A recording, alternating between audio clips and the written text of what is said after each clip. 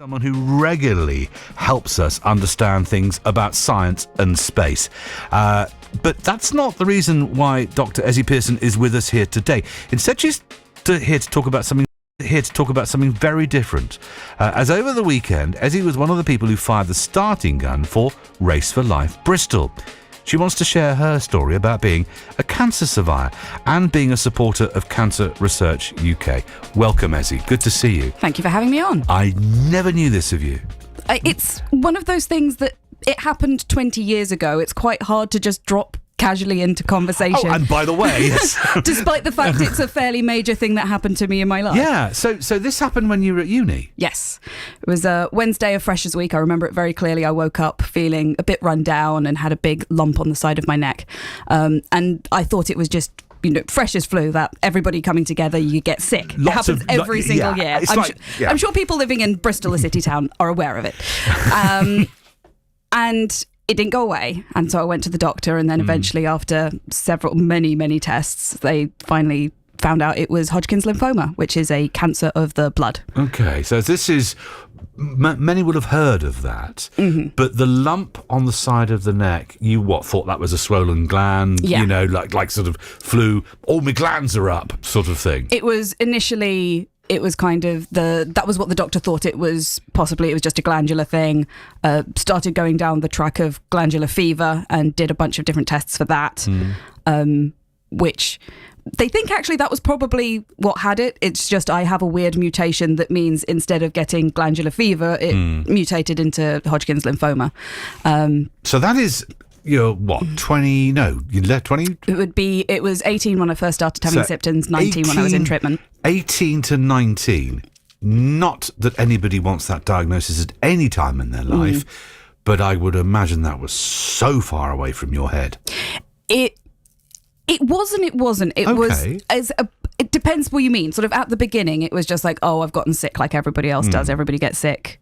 And then it's like, this is really annoying. It's not going away. I'm going to go to the doctor, see if they can give me something for it. And the longer it went on and the more that I saw my GP, frankly, looking a bit clueless and just throwing every test he could think of at me, the more I started to realise. Because he wouldn't have thought that, would he? I mean, we talked this morning about this. We were talking off there just a moment ago. We were joined by the Professor Grisponting, who's done all these biomarking tests for ME. And ME is one of those diagnoses of exclusion, is that it's not that, so let's try for this. It's not that, let's try for this. It's not that, let's try for this. Yeah, and there's so many things that are what's known as diagnoses of exclusion. You know this because you're a scientist. Yeah. Is that they think, well, it's not that, so let's try this. And that's obviously what they went through. Because I'm guessing at your young age, it couldn't be that. That's way off the spectrum because you're not the profile. It was. Lymphoma is one of the cancers that tends to affect younger people. If you're going to have cancer at that age, that's probably what you're going to get. Like when you're very young, it's more likely to be leukemia. But that's sort of, the specialists recognise it. The average GP might see one or two cases in their entire career. Yeah. Sort of thing.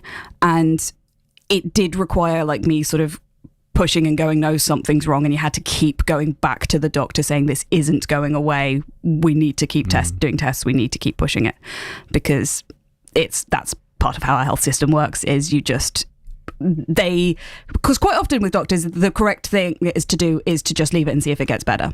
But then as soon as it doesn't get better... Because the body is a remarkable thing. Exactly. Isn't it? It's a remarkable thing. And also, I suppose, the other side of that coin is you. Yes. You think, hang on a minute, I know I've had sore throats before, this isn't shifting. Yeah. There's a thing going on here. I need to know what this thing is. And you say it's that persistency. You.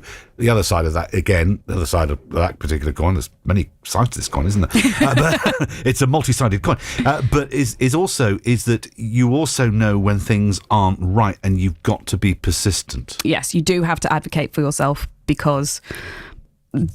Our GPs in the country, they are doing a wonderful job, but they have to in most cases, they're going to go with the most common thing, because 99 times out of 100 it is. Yes. And so you do have to keep going back and, as I said, advocate for yourself, because it is really important to get these things diagnosed as early as you can. So you would have heard at some point the words Hodgkin's lymphoma? Yes.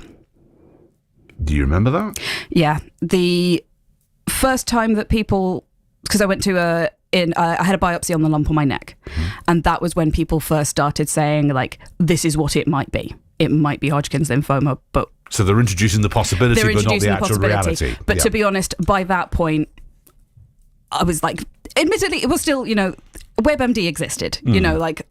And I know WebMD says everything is cancer, but it was like, no, I'm looking at this. I think I know what's going on here. So it wasn't a surprise. And by the time that they sort of like the biopsies come back, yes, it is cancer. We're going to start you on treatment straight away. That was just like, yep, okay, I knew that. Let's go. Fresh at university, there you are with that sort of diagnosis. What were they advocating for treatment? Because some of these treatments can be very brutal in themselves. Yes. So we didn't go for surgery or radiation, mainly because the biopsy ended up getting rid of the biggest mass that was there. So it was just chemotherapy, but it was once every 2 weeks for 6 months, having to go all the way to... it was like the hospital was an hour drive away because there were always specialist centres, which are usually, it takes quite a lot of time to get there. And having to sit there, having 4 different types of chemicals put into you. Poison. Yes. That was one of the things that always... because I have quite a black sense of humour, amused me. That when you're getting chemo, there's all of these... bags and syringes with skulls and crossbones saying, do not get on your skin, not fit for human consumption. And it's like... And they're pumping you full of this and stuff. you're pumping, putting that in my veins. Okay, cool, that's fine, that's fine. But it's what works. And you carry on university? Yes, I did. It's basically out of the desire to not want to have to repeat my first year. Because by the time that I started treatment, I was pretty much done with classes. I just needed to get through the exams. And I'm also the sort of person where having something to work towards and a goal and a objective helps with stuff like that. So being able to sort of sit down and do my revision even when I was feeling rubbish, that actually really helped me. So I ended up doing all of my exams. I'm just wondering, because you talked about WebMD. You get these sorts of diagnoses, and we all know about rabbit holes these days and how the internet can be full of all sorts of things. And there's been, one of the big news stories of the day is what the internet can take you to as opposed to what it should take you to. Yes. And I jokingly said about artificial intelligence as well, is that it's only based upon the information that's given, and a lot of the information on the internet is absolutely rubbish. I was going to say something else. You must have looked at this from a scientific point of view, or did you? You did. I'm just wondering, because I would imagine you would have looked at the science behind this and the bags with the skull and crossbones and everything else. Did that help? Yes, it did. I'm very much one of those people where the more information I have, the more I know about what's going on, the more secure and confident I feel. Because it's one of the things when you're being treated for any kind of illness, but especially with cancer, is you're just taking these treatments in, and they are very effective, but they don't always work, and there's nothing that you can do about it. You just have to trust in the medicine, trust in your doctors that they know what they're doing, and trust in your own body to start helping and take care of itself as well. And so really the only thing that I could do was learn about what was going on and try to understand it as much as I could. And this is why many struggle with this whole business of fighting, because how can you fight something? Because if you lose the fight, that implies that you didn't fight hard enough. And obviously, your body's got to be given the fair chance and a fair wind, but sometimes it just doesn't work. And that's nobody's fault. It's just chemicals. It's just science, isn't it? Science working against you, sometimes it works for you. Sometimes it's the diagnosis was too late. Sometimes it's the wrong type of disease. Sometimes it's just random chance and things like that. And it's you just have to hope and get luck. You get things work in your favour. But this, of course, is where something which you were involved with this weekend, which is Race for Life for Cancer Research UK, is that it's become very clear to me, and I'm not a scientist, is that when I was growing up, cancer was the thing. It was the thing. It was called cancer. It was a very singular thing. It either got you in the lung or the throat or the brain or the liver. It's just one thing called cancer. And it just basically, it landed somewhere and it pretty much probably killed you, or you were very lucky. Now, of course, it's not that. We know that cancer is many different types, many different genetics. We know that it's got different biomarkers, and that Cancer Research UK are able almost in some cases now, in like, for example, breast cancers, act as a sniper. It isn't just a one-size-fits-all. They can sniper it now. It's extraordinary what they've managed to achieve. Yeah, it's incredible. There's a YouTube personality I know that follows called Hank Green, who's had the same cancer that I've had. And so I've been following his journey over the last couple of years. And his treatment was similar to mine, but more modern and new and more targeted. So his treatment was a lot shorter than mine was. And he didn't get as many bad side effects and things like that. And so that was really fascinating to see how much over time, even that 20 years, which is relatively short space of time when it comes to kind of medical research, especially when you think how long these like studies and tests take, that they've managed to make those improvements. And even now, 2 years after that, there's been even more developments to make sure that more people get better and feel healthier for longer. So in 20 years, yours was 6 months of bags of poison. What was his? I think it was about a month or 2 months. Good Lord. Yeah. That's it. I mean, and the consequences of that, of course, are much more, because of organisations like Cancer Research UK, is targeted therapy that is more tailored, because it can be tailored to the individual, that results in hopefully a better outcome quicker. Yeah, exactly. That's why you did this, isn't it? Yes. Because this is the science in you, Ezzy. Yes, it is. So it's part of the work that Research UK does is, helping to support funding these new therapies, and also raising awareness and advocacy, because to be honest, one of the best things that you can do to protect yourself is, if you think something's wrong, get it checked out. Early diagnosis is, in my opinion, the best thing you can do to improve your chances of surviving. And if it doesn't, as you say, advocate for yourself as well. And sometimes that's difficult, as I said. You don't need me to tell you what state the NHS is in right now, and they are trying their best, but things happen. And but if you think something is wrong, don't just sit there. Go and see a doctor. Go and talk to somebody about it, and try and work out what's wrong as soon as you can. How are you now? And I'm minded that I'm talking to you about something that happened 20 years ago. You were part of the firing gun for the Race for Life for Cancer Research UK, which raises the money to do this sort of research. Yeah. But on a day-to-day basis, except in the last few days, you're here talking about it.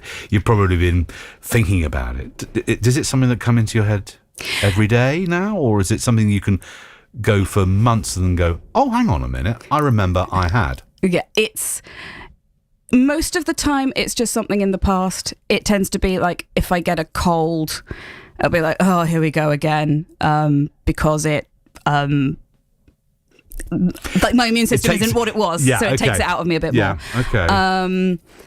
But there's been a couple of times over the years where I've had a couple of scares where it's like, oh no, it's back. And that, because most of the time I'm very light-hearted and I try and deflect with humour, because that's the way I deal with trauma. A lot of people do. So, but when the sort of that genuine fear that it might be back, it was proper cold in the gut type moments. Okay. And fortunately, it always turned out to be something else, so that was good. But it's most of the time it's just something that happened to me in my past, and it doesn't one of the weird things is that it's a very hard thing to just drop into conversation with people, because it is a fairly major thing and people do weirdly want to know about stuff like that. But you can't just say, it's like, hello, I'm Ezzy Pearson, I had cancer when I was 18. Yeah, I know. It's also been oh. Yes. Yeah, I know. It's one of those. Well, thank you, Ezzy, for coming in and sharing your story with us. I've spoken to you a lot over the years. I didn't, as I said to you during the note where the song, I didn't know this, and as you quite rightly said, well, why would you, unless you share it? But you have shared it for a very specific reason, to advocate for Cancer Research UK. You can find out more about what they do with regard to these treatments, and if nothing else, that example you gave of what your was 20 years ago, of 6 months, and this similar scenario from someone 2 years ago where it was just over a month. That is extraordinary. And can I also say thank you so much for coming on so regularly and helping us with space, because of course you are a scientist and involved with the BBC, because you're now commissioning editor for the Science Focus magazine. Yes, I am, down in central Bristol. Brilliant. Well, hopefully we'll get you on for all things science in the future. Always happy to. We know where you are. But Ezzy, thank you so much for coming, and really good to see you. Thank you for having me on.